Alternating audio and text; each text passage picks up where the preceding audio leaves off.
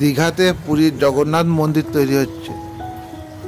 Hello বন্ধুরা, আজ 24শে December 2024।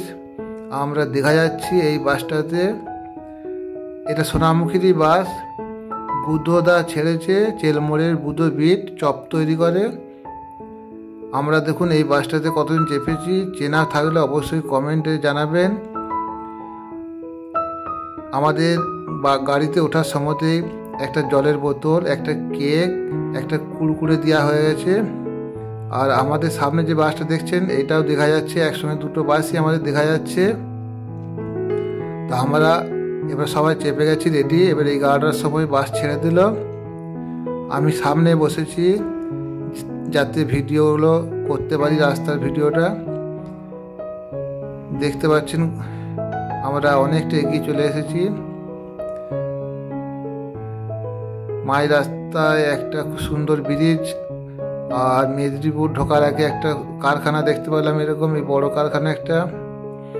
এরপর মেদিনীপুরে ধাবাতে নেমেছি, রয় ধাবাতে চা খেলাম।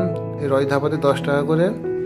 তারপর ভোরবেলা আমরা এখানে মোটামুটি 5টার সময় প্রায় দীঘার এই গেটটা পেরোচ্ছি। এখান থেকে দীঘা আরও 1 ঘন্টার মতন রাস্তা এলাম। এখন 6টা বাজছে। দীঘায় ঢুকে গেছি। দীঘায় ঢুকে দেখছি প্রচুর বাস দাঁড়িয়ে রয়েছে।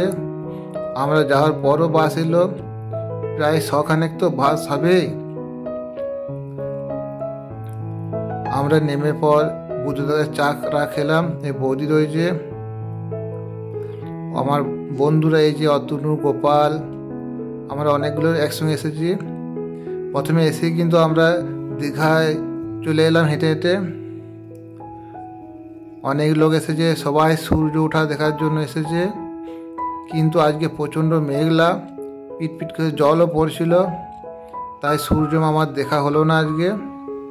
কিন্তু আমরা দীঘার ঢেউটা অনেকক্ষণ দেখে আনন্দ নিলাম।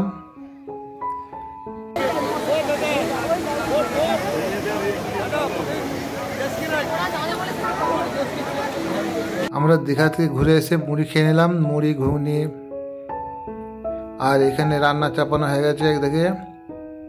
আমরা এরপর মুড়ি খাওয়ার পর আমরা একটু ঘুরতে বেরোলাম। যে কোনো এক সাইডে গেলে 120 টাকা। ও আচ্ছা আচ্ছা, যে কোনো এক সাইডে গেলে 100 টাকা, 120 টাকা। আর দু সাইডে করলে 200 টাকা। ঠিক রয়েছে দেখি।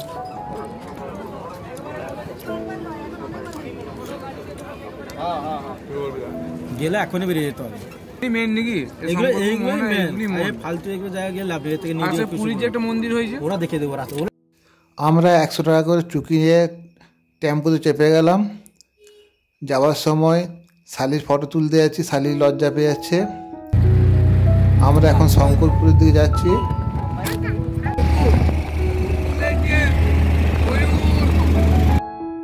এখন আমরা চম্পা নদী পেরিয়ে যাচ্ছি। এইটি শঙ্করপুর।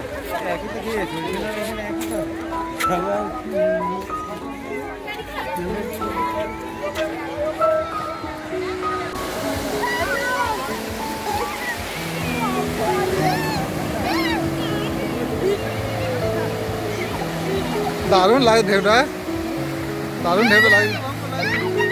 ও আবার ট্রেনে এই তো জলটা লাগিয়ে যাচ্ছে, আসছে, পাগল তল খালি হয়ে গেল।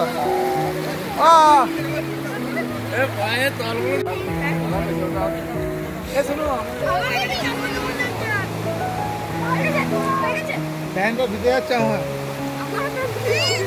এই ঢেউটা হয়ে গেল।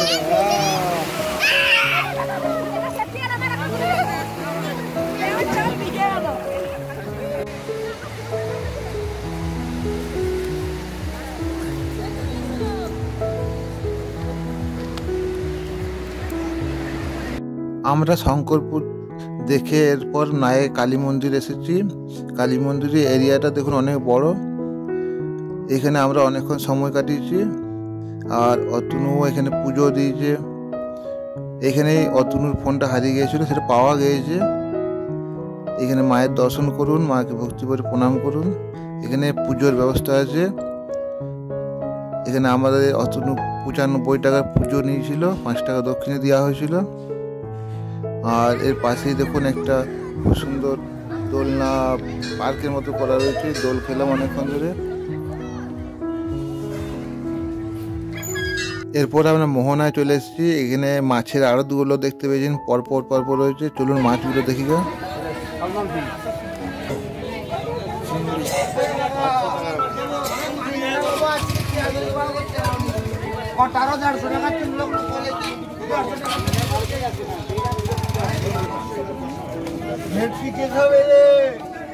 ভেটকি, এটা কাঁকড়া, কি অবস্থা, অক্টোপাস,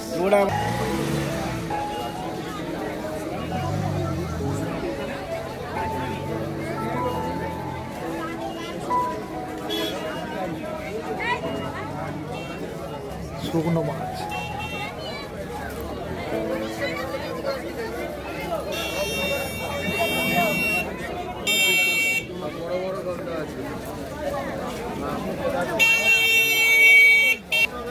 টাটকা পাবেন এখানে।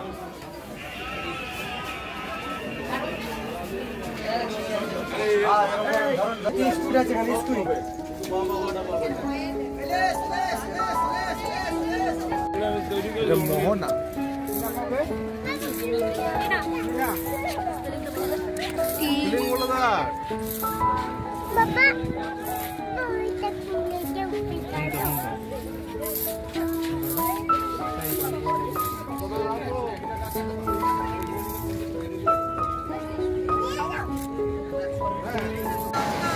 এইটি মোহনার ঢেউ।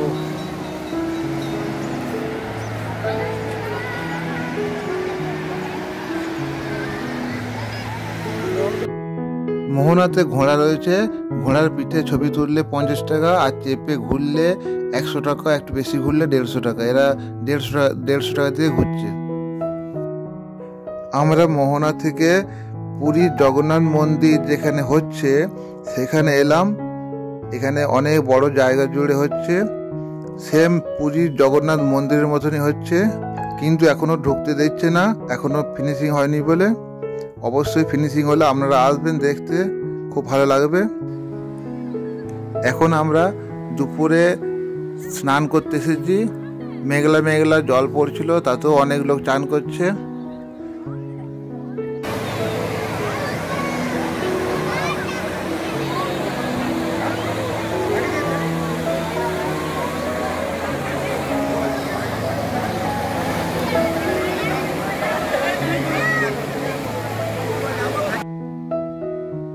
আপনারা অবশ্যই মন্তব্য কিছু জানাবেন। ভিডিওতে লাইক করতে ভুলে গেছেন, একটা লাইক করে দিন তাড়াতাড়ি করে।